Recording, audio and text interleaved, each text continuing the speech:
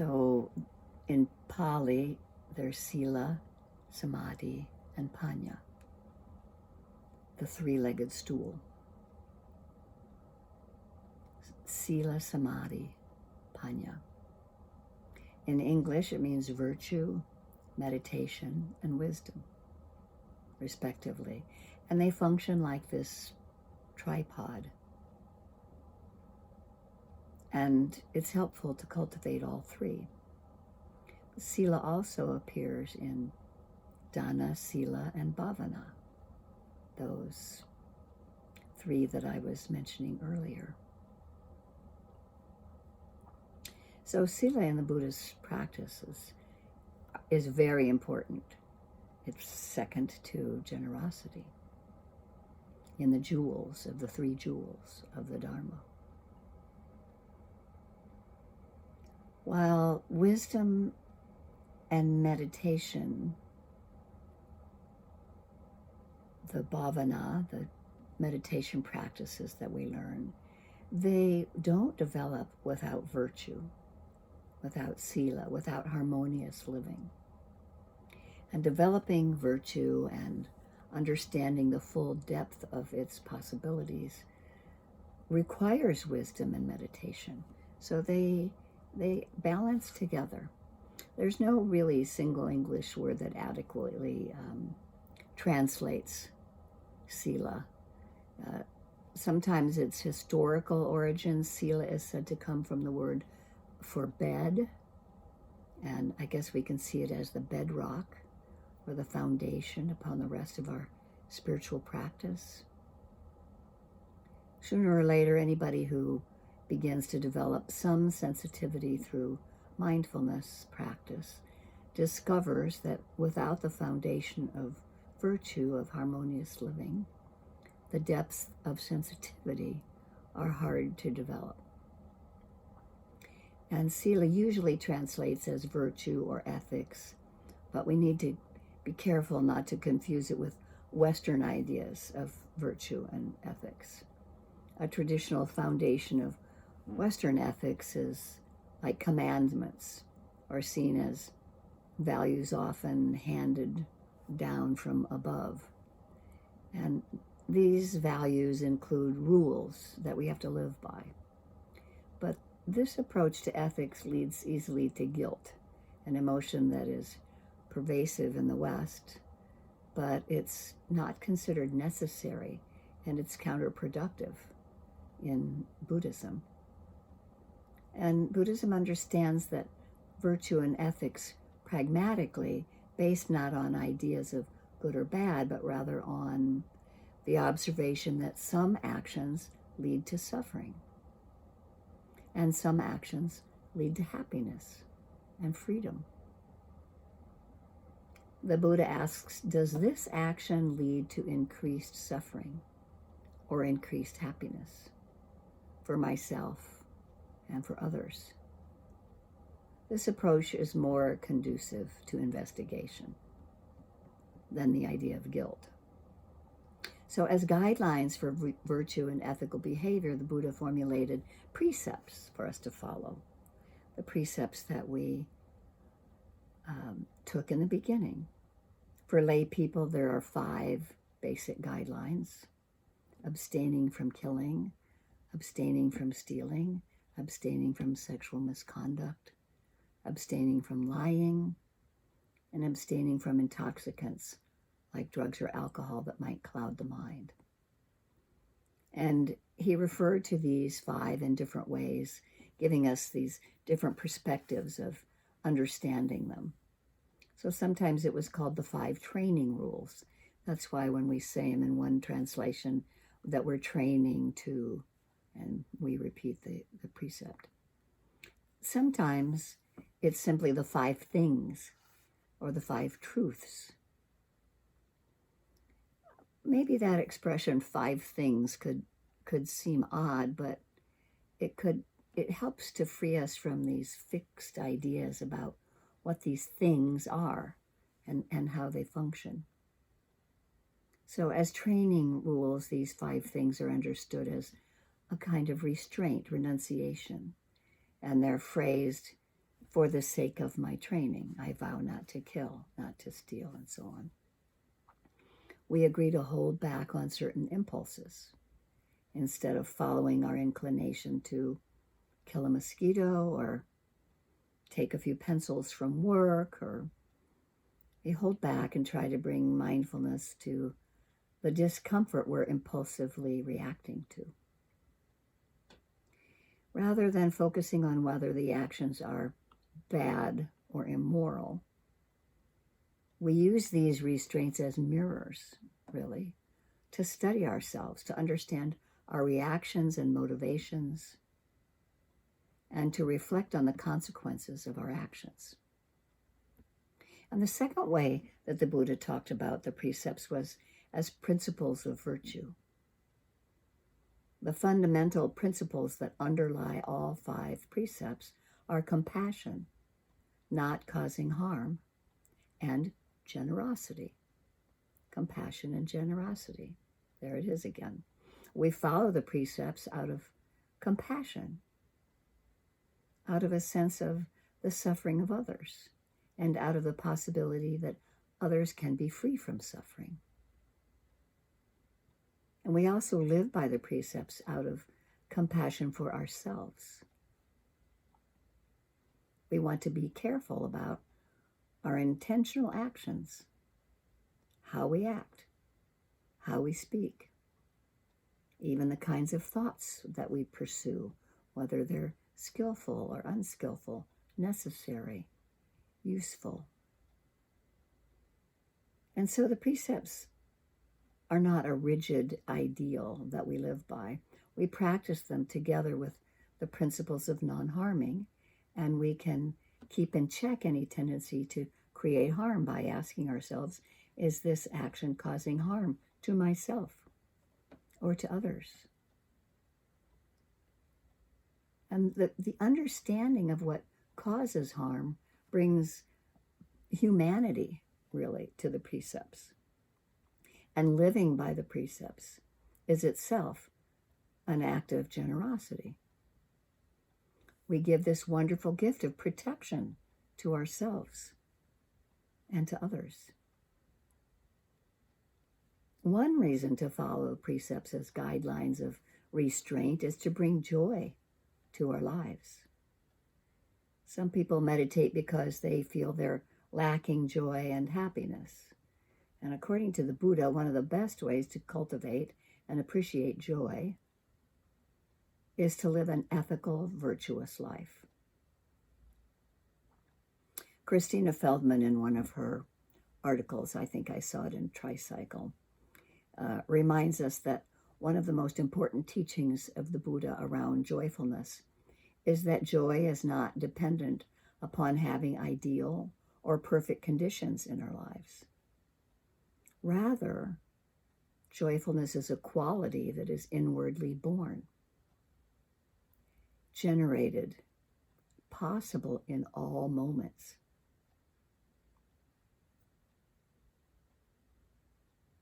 One of the most important teachings of the Buddha around joyfulness is that joy is not dependent upon having ideal or perfect conditions in our lives. Rather, joyfulness is a quality that is inwardly born and generated, possible in all moments. The Dhammapada, one of the much beloved early texts of the Buddhist teachings, we've been looking at them now on our Tuesday afternoon sitting group. Dhammapada means words or doctrines or the way of truth. In one of them, the Buddha says, it's this one on happiness, abide in happiness, free from hostility, amongst those who are hostile. Abide in joyfulness, free from distress, among those who are miserable. Abide in happiness, free from agitation and busyness in the midst of those who are busy. Joyfully we live, those who cling to nothing. That's a high bar.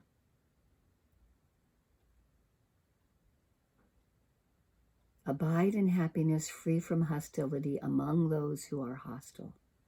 Abide in joyfulness, free from distress, amongst those who are miserable. It gets back to, it's not dependent on ideal conditions. The Buddha speaks about joyfulness in two different ways, as sensual joyfulness, sense joyfulness, and non-sensual joyfulness, or it's worded as worldly and unworldly. The thinking about sensual joyness, the joyfulness, the world of the senses. The world would, of course, be a much poorer place if there wasn't art or music or poetry or literature. There's joyfulness that we find in our connections with the natural world and with those that we care about. Joyfulness is in the sensual world, points to qualities of wholeheartedness, being present, being able to listen, being able to be attuned, gladdened, and uplifted. It's not something to be dismissed or seen as somehow being unspiritual or unworthy. For many people, joyousness in the senses can be a powerful indicator of their heart's capacity to know joyfulness. And the Buddha also speaks very much about non-sensual joyfulness. And here he's pointing to the capacity that we have to cultivate the sources or the roots of joyfulness within our own being. That there are these different aspects. One of them is the meditative practice of cultivating that inward collectedness, the gatheredness or stillness, single-pointed, that place of concentration when we are attending to the single object. That is a home of joy. And another aspect is cultivating our capacities for generosity and care, and beginning to notice how they have a taste of joyfulness and happiness, metta and karuna, goodwill, kindness, compassion. And, we live in a culture that's often really sort of a joy deficit, that we see that one of the universal patterns of our human consciousness is to have that negative attention bias, that we tend to focus on and highlight what's wrong, broken, or imperfect. And this isn't to suggest that everything is perfect and all is well with the world. There's much that's unacceptable.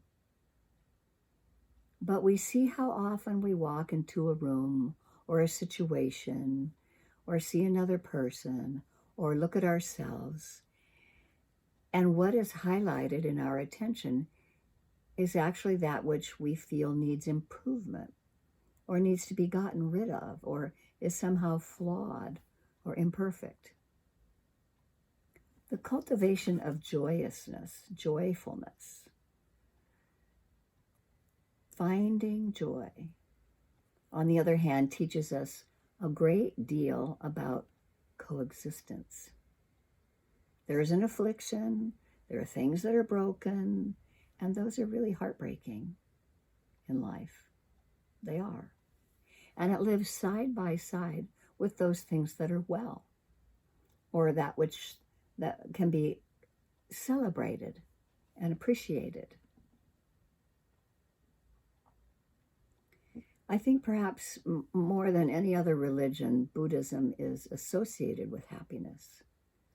According to the Buddhist thinking, happiness and sorrow are our own responsibility and completely within our control, says Venerable David Luntak, who's a Buddhist monk who currently lives in Thailand. Buddhists say everything comes from the mind. And I can also mention that joy is one of the 7 factors of awakening. these are 7 mental capacities that are valued as part of Buddhist practice, and they're known as inner wealth. These factors of investigation and energy. Joy, mindfulness, tranquility, concentration, and equanimity. These might seem disconnected from our ordinary life, but they're actually the developed form of mental qualities used regularly in the midst of everyday activities. Margaret, can you hang on to your comment? Okay. So in terms of being an awakening factor, joyfulness is actually not an optional extra. It's not a reward or a side dish. If you really see that you have the capacity for inwardly generated joyfulness, it changes your relationship to the world of things and people and experiences. We don't find ourselves pursuing this externalized happiness the same as we used to. And joy is always included in the beautiful qualities of the heart in the Brahmaviharas. Metta, Karuna, Mudita, which is joy, and Upekkha, which is equanimity. We can hold our own joy as well as benefit in sharing in the joy of others. That sympathetic joy with another person's happiness. And to nurture these unworldly or unsensual joyfulness, we don't stop appreciating all that is beautiful in the world, but we take ourselves out of the position of dependency. So we're no longer hostage to the world's conditions, where we believe that our happiness and our unhappiness are determined by whether we manage to be in touch with the pleasant sensations or get rid of the unpleasant sensations. There's enormous freedom in stepping out of this craving, this impulse of this grasping, and having confidence in our capacity to know that joy is not dependent upon idealized conditions that we imagine. In the Dhammapada, quotes from some of the chapter 15, the first few stanzas. So it was written by monks and nuns who don't own anything, but we adapt it for ourselves as householders. Let us live in joy, not hating those who hate us. This is a different translation. Among those who hate us, we live free of hate. Let us live in joy, free from disease amongst those who are diseased. Amongst those who are diseased, let us live free of dis-ease. Let us live in joy, free from greed among the greedy. Among those who are greedy, we live free of greed. Let us live in joy, though we possess nothing. Let us live feeding on joy like the bright gods. Craving is the worst disease. Disharmony is the greatest sorrow. The one who knows this truly knows that nirvana is the highest bliss. Health is the greatest gift. Contentment is the greatest wealth. Trusting is the best friendship. Nirvana is the highest joy.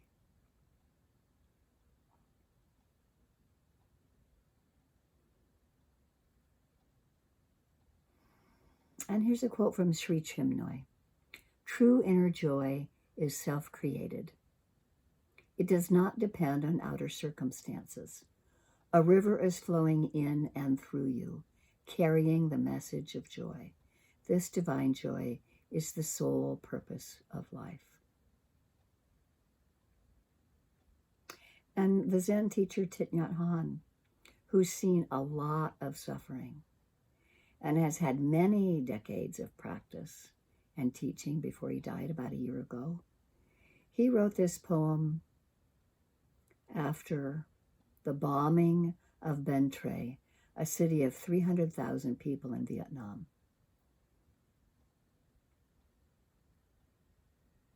An American military man told Thich Nhat Hanh that he had to destroy the town to save it. And Thai says, "I hold my face in my two hands. No, I am not crying. I hold my face in my two hands to keep the loneliness warm. Two hands protecting, two hands nourishing, two hands preventing my soul from leaving me in anger."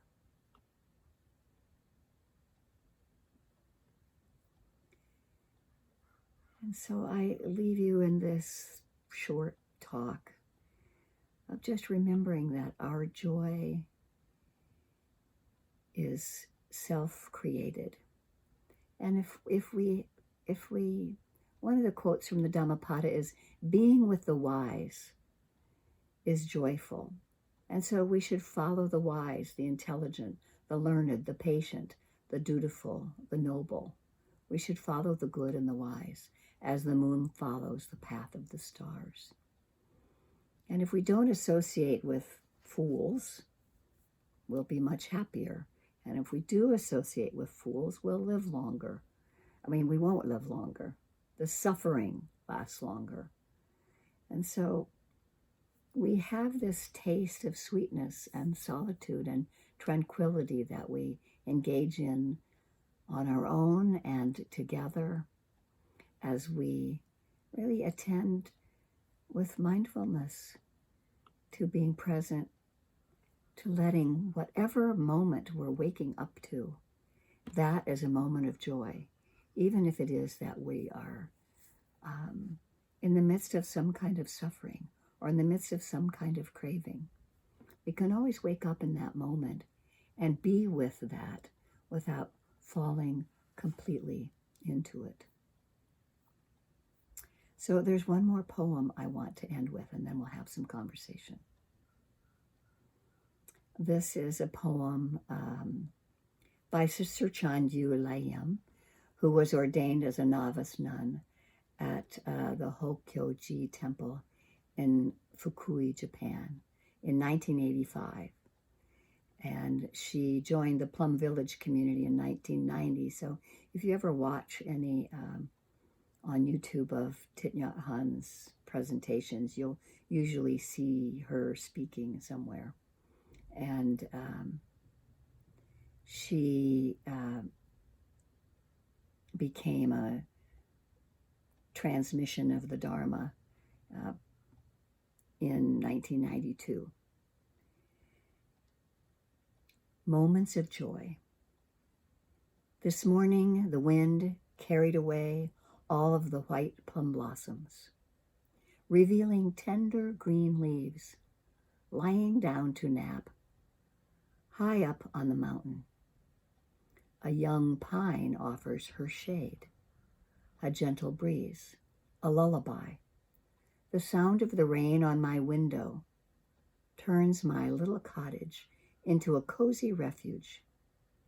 This morning, among the red tulips, two bright yellow dandelions, not intimidated at all. This morning, it looks so quiet outside. I open my window to hear the silence better.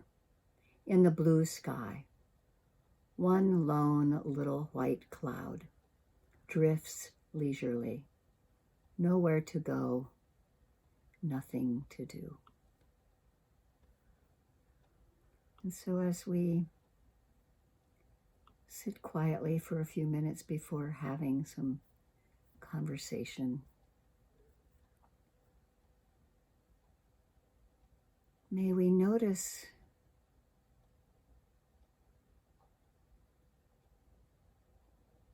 where does joy lie for us?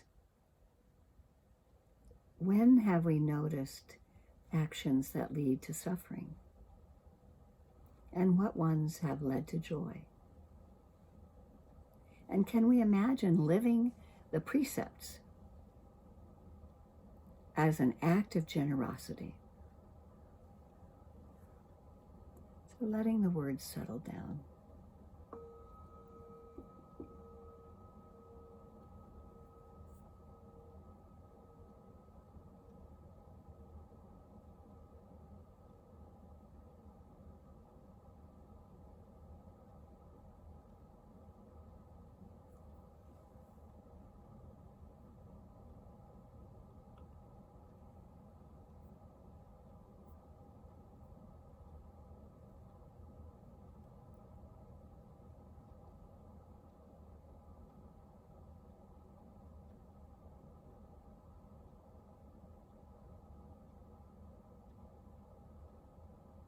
Let us live in joy, free from greed among the greedy.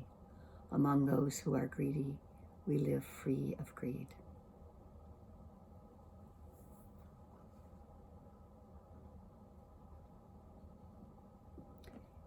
Thank you for your practice.